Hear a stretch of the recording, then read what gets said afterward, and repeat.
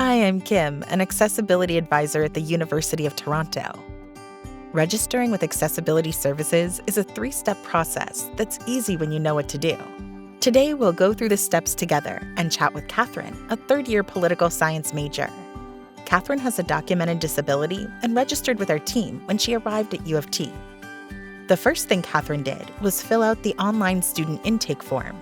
My registration process started as I was looking for universities. So back in the summer of 2019, when I was looking for universities and became a new student at University of Toronto, I started the process by essentially applying through the online form. Just sort of like, okay, here's my disabilities, this is what I need. This is kind of like, just general information. The next step is to gather your documentation. What you need to submit will depend on the nature of your disability. So check out the Accessibility Services website to find out exactly what documentation you'll need. From there, I then started compiling all of my documents, medical files that were from my doctor to sign, and just sort of like get an external authority on my disability. Even though obviously I know what my disabilities are, it's always great to have somebody else who is of a medical authority to kind of like, okay, this is what they need. Catherine suggests giving yourself lots of time to gather the right documents. Make sure you get all of your doctor files and all the medical information up to date, depending, of course, what your disability is.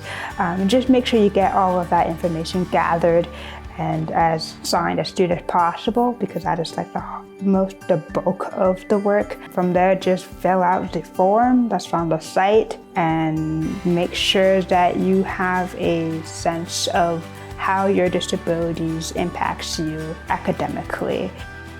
Once you've submitted your information, you'll be contacted by Accessibility Services to schedule an appointment with an advisor, like me. You'll get to know each other and figure out exactly what your needs are.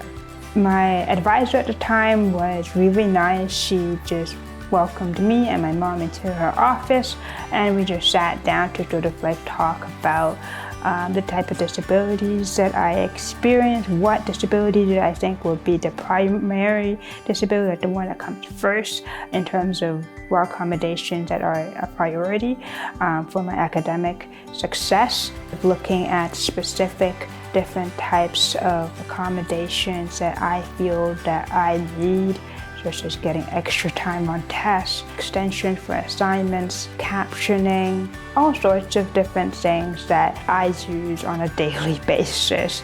And just really just talking about that, sort of ironing that out, as well as looking at different fundings that might be available for tutoring and other things that I think that could benefit me in terms of just helping me do well in a school.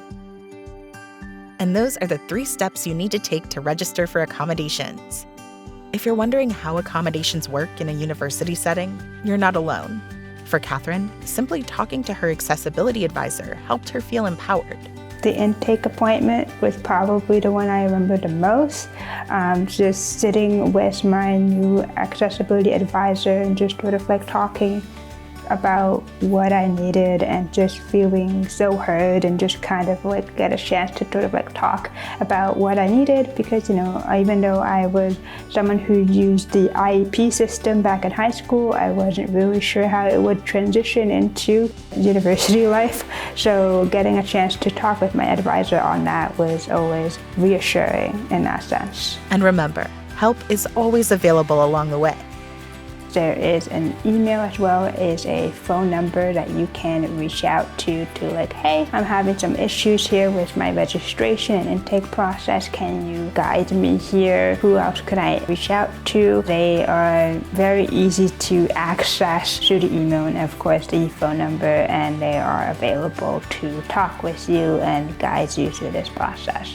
To learn more, visit accessibility.utoronto.ca.